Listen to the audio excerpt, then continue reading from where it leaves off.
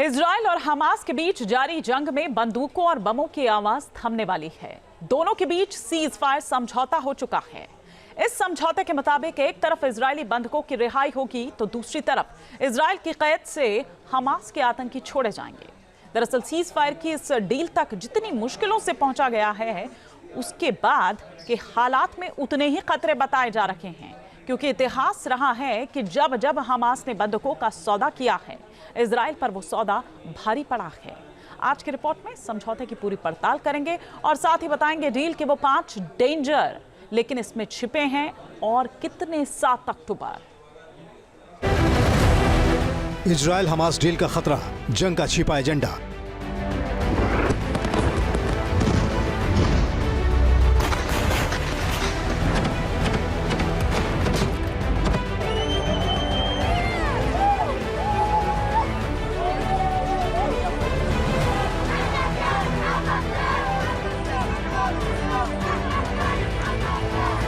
चार 467 दिनों बाद गाजा में गूंजा अमन का पैगाम।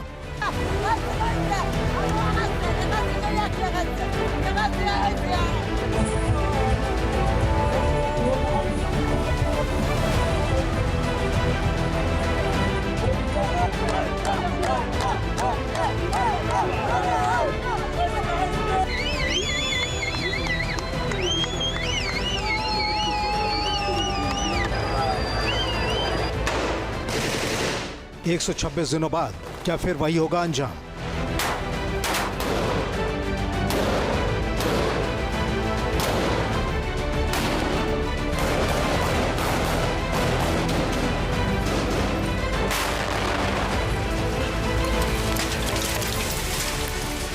गाजा में जंग रुकेगी, लेकिन क्या बंदूकें नहीं गरजेंगी?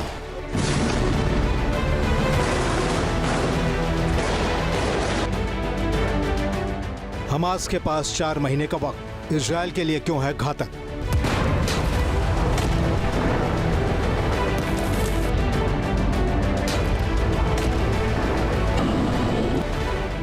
$1300 आतंकियों वाली साजिश, कितने 7 अक्टूबर की दहशत है बाकी?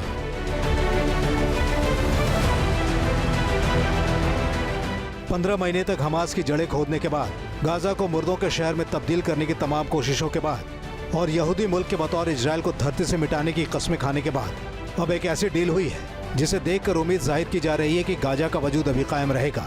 यानी इजराइल न सिर्फ गाजा के कई इलाकों में अपने सैन्य अभियान पर फौरी तौर से ब्रेक लगाएगा, बल्कि जमींदोज हो चुके गाजा को फिर से पैरों पर खड़ा होने में भी मदद करेगा।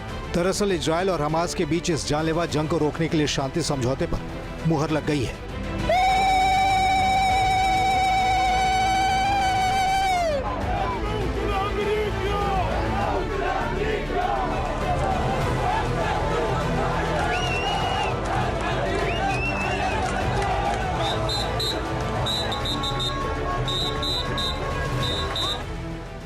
आने वाले रविवार से यह समझौता जमीन पर उतरता दिखाई देगा। इस समझौते के मुताबिक इजरायली बंधकों और हमास के आतंकियों की अदला बदली वाली रिहाई किए जाने पर सहमति जताई गई है। जाहिर है इस सीज फायर का इंतजार गाजा के लोगों को जंग की शुरुआत से था, लेकिन क्या यही समझौता इजराइल के लिए एक गले की फांस साबित हो सकता है?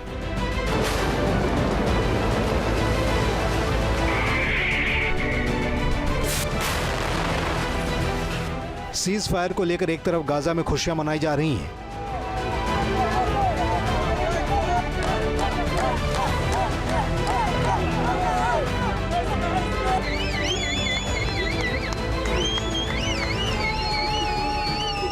तो दूसरी तरफ इजराइल में उम्मीद के साथ साथ एक अनजाना खौफ भी पसर गया है। ये डर इस बात का है कि क्या सीज फायर घुटने पर आ चुके हमास के आतंकियों को फिर से सांस लेने का मौका दे सकता है।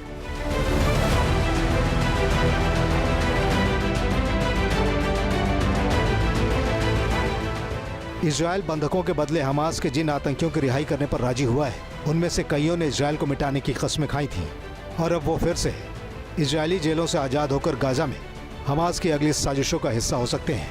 यानी सीज फायर के बावजूद इजराइल के ऊपर खतरा क्यों मंडरा रहा है, इसके बारे में हम बताएंगे। लेकिन पहले इस सबसे बड़े डील को लेकर पर्दे के पीछे की कहानी जानिए और शायद तब एक अंदाजा लगेगा कि इजरायलियों को इस डील का डर क्यों सता रहा है।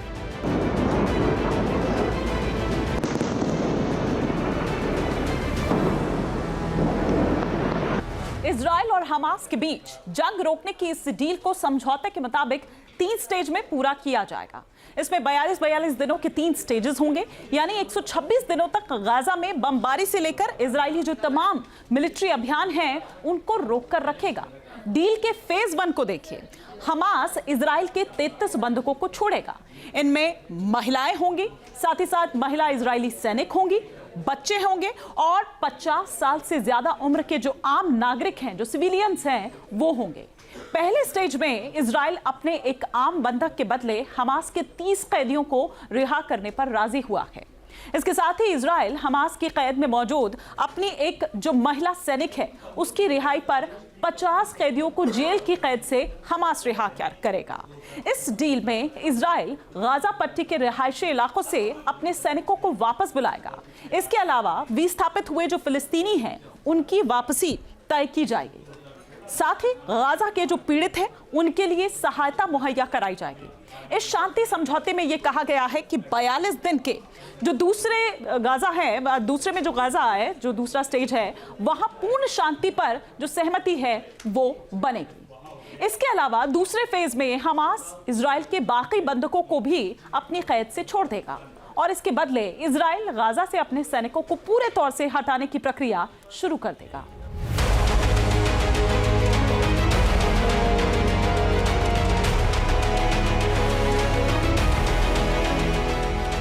सीज फायर के समझौते में फेज 3 भी है, जिसके दौरान उन इजरायली बंधकों के शव सौंपे जाएंगे और इसके बदले इजरायल भी हमास के मृत कैदियों के शव हमास को वापस सौंपेगा। लेकिन एक सवाल का जवाब मिलना बाकी है कि क्या इजरायल हमास के सबसे बड़े आतंकी रहे याह्या सिनवार का शव भी हमास को सौंपने पर राजी होगा? फिलहाल इसके आसार नजर नहीं आ रहे हैं। पिछले साल अक्टूबर में इजरायली सेना ने एक अभियान के तहत राफा में याह्या सिनवार को ड्रोन हमले में मार गिराया था।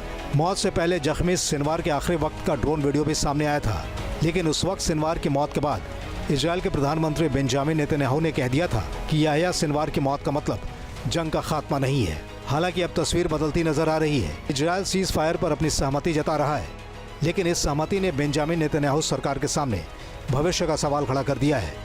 हमास के पॉलिटिकल विंग के सदस्य डॉक्टर खलील अल हैया ने सीज फायर के बाद जो बयान दिया है उसे नजरअंदाज करने की भूल इजरायल के लिए बड़े खतरे का सबब साबित हो सकता है। हम उन शहीद नेताओं के साथ खड़े हैं जिनके शरीर इस लड़ाई में टुकड़े टुकड़े हो गए थे। शहीद नेता इस्माइल हानिया, शहीद नेता याह्या सिनवार, शहीद नेता सालेह अल अरौरी और गजा में आंदोलन के राजनीतिक और सैन्य नेतृत्व में शामिल हमारे सभी भाई। 7 अक्टूबर 2023 को जो हुआ वो एक चमत्कारी और अभूतपूर्व सैन्य उपलब्धि थी जिसे अल कसम ब्रिगेड के सेनाओं ने अंजाम दिया था। ये पीढ़ी दर पीढ़ी हमारे लोगों और हमारे प्रतिरोध के लिए गौरव का स्रोत बना रहेगा। इसने दुश्मन की जड़ तक प्रहार किया। हमारे लोग अपने सभी अधिकार फिर से हासिल कर लेंगे। इस कब्जे को जल्द ही हमारी भूमि से बाहर कर दिया जाएगा।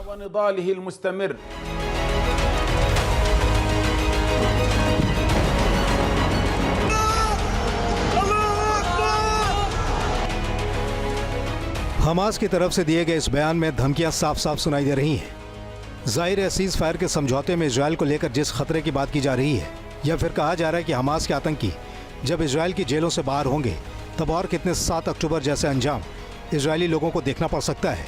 बंधकों की सशर्त रिहाई इजरायल पर ही भारी पड़ सकती है। इसे ऐसे समझिए, इजरायल एक आम नागरिक के बदले हमास के 30 आतंकी और एक इजरायली महिला सैनिक के बदले हमास के 50 आतंकियों को अपने जेलों से छोड़ेगा।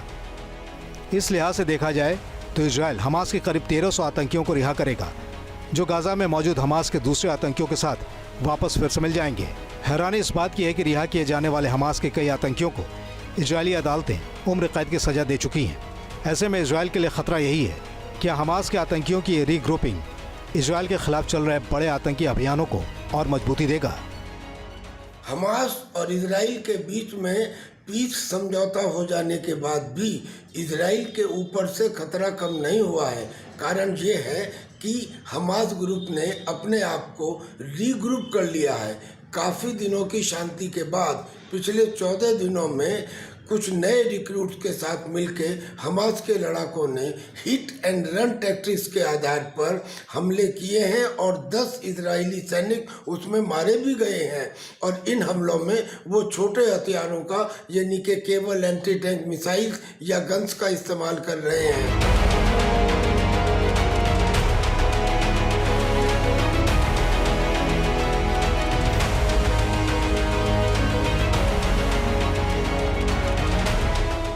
याह्या सिनवार भले ही मारा गया हो, लेकिन हमास एक संगठन के बतौर पूरी तरह से जिंदा है। और अब जो खबरें आ रही हैं वो इजराइल के लिए चिंता की वजह बन सकती हैं, क्योंकि इसके मुताबिक हमास को फिर से खड़ा करने की जिम्मेदारी याह्या सिनवार के भाई मोहम्मद सिनवार ने उठा रखी है। खबरों की अगर माने तो मोहम्मद सिनवार ने हमास के अंदर फिलिस्तीनी युवाओं की भर्ती शुरू कर दी है। ये वो लड़के हैं जो जंग के दौरान हमास के आतंकियों के मददगार रहे हैं।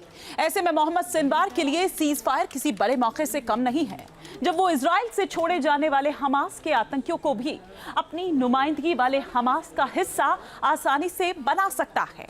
इजरायली मीडिया में ऐसी रिपोर्ट्स छपी हैं जिनके मुताबिक हमास ने पिछले कुछ महीनों से पूरे गाजा में भर्ती अभियान चला रखा है। खासकर मोहम्मद सिनवार की नजर उत्तरी गाजा पर है, जहां इजराइल ने 7 अक्टूबर के बाद मिलिट्री ऑपरेशन की शुरुआत की थी।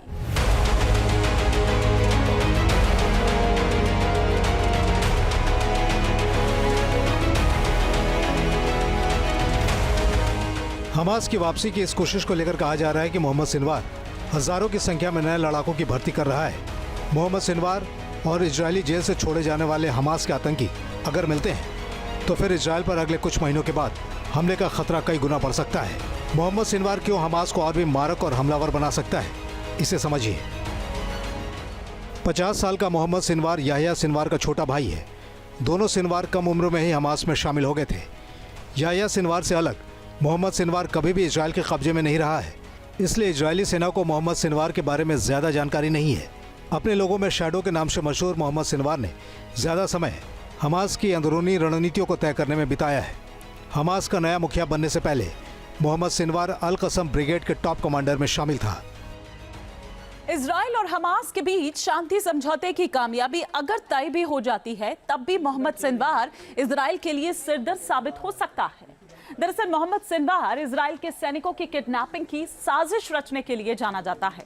7 अक्टूबर 2023 के हमले से कई साल पहले ही हमास ने इजराइल के खिलाफ इस तरह के हमलों की तैयारियां शुरू कर दी थी, ताकि इजराइल के कब्जे से वो अपने लोगों को छुड़ाने का सौदा कर सके। ये कहा जाता है कि इन सब के पीछे मोहम्मद सिनवार का दिमाग काम कर रहा था।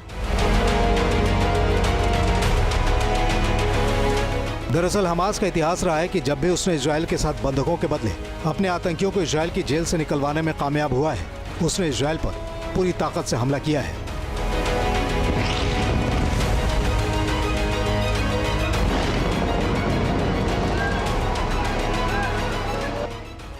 मसलन इसे देखिए, मोहम्मद सिनवार 2006 में इजरायली सैनिक गिलाड शालिद की किडनैपिंग का मास्टरमाइंड माना जाता है। हमास ने शालिद को रणनीतिक तरीके से अगवा किया था। 5 साल तक शालिद हमास के कब्जे में था, जिसके बाद 2011 में इजराइल को शालिद के बदले हमास के 1000 आतंकियों को अपनी कैद से रिहा करना पड़ा था। इस 1000 आतंकियों में याह्या सिनवार भी शामिल था, जो 2017 में गाजा के अंदर हमास का लीडर बन गया और 7 अक्टूबर 2023 को इजराइल पर हमले का किंगपिन बन गया। 2024 में याह्या सिनवार हमास का सबसे बड़ा लीडर चुन लिया गया था। माना जाता है कि बंधकों वाला सौदा हमास के लिए हमेशा फायदे का सौदा रहा है। ये रीग्रुप तो हो सकते हैं, लेकिन 34 बंधकों के बदले में रिहा किए गए 1000 पैलेस्टीनियन वैसा हमला जैसा 7 अक्टूबर को हुआ था अभी बहुत सालों तक मुझे लगता है नहीं कर सकते, क्योंकि हमास की जो भी टनल नेटवर्क था वो भी तबाह कर दिया गया है। उसके वेपन्स और लॉन्चिंग साइट्स भी बड़े हद तक तबाह कर दिए गए हैं। लिहाजा रीग्रुप करके वो एक वार ऑफ एट्रिशन तो लड़ सकते हैं, लेकिन 7 अक्टूबर जैसे हमले की अभी गुंजाइश हमें दिखाई नहीं देती। गाजा से लेकर यमन और लेबनान तक हमास के समर्थकों में शांति समझौते को लेकर खुशियां समझी जा सकती हैं।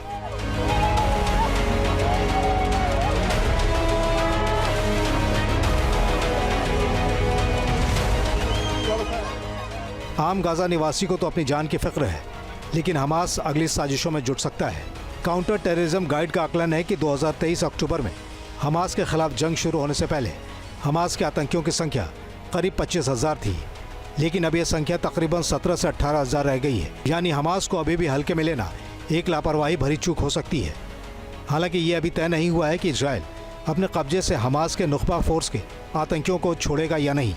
नुखबा फोर्स वही है जिसने 7 अक्टूबर 2023 को इजराइल के अंदर हमले को अंजाम दिया था, जिसमें 1200 से ज़्यादा इजरायली और दूसरे मुल्कों के नागरिक मारे गए थे। नए शांति समझौते के बाद इजरायली जहन में इस वक्त 2011 की रिहाई डील की खौफनाक यादें तारी हो रही होंगी, क्योंकि एक और सिनवार अभी भी मौजूद है।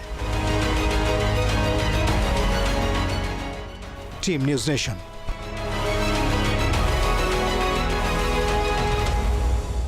न्यूज नेशन अब व्हाट्सएप पर खबरों के ताजा अपडेट के लिए न्यूज नेशन के इस QR कोड को स्कैन करें।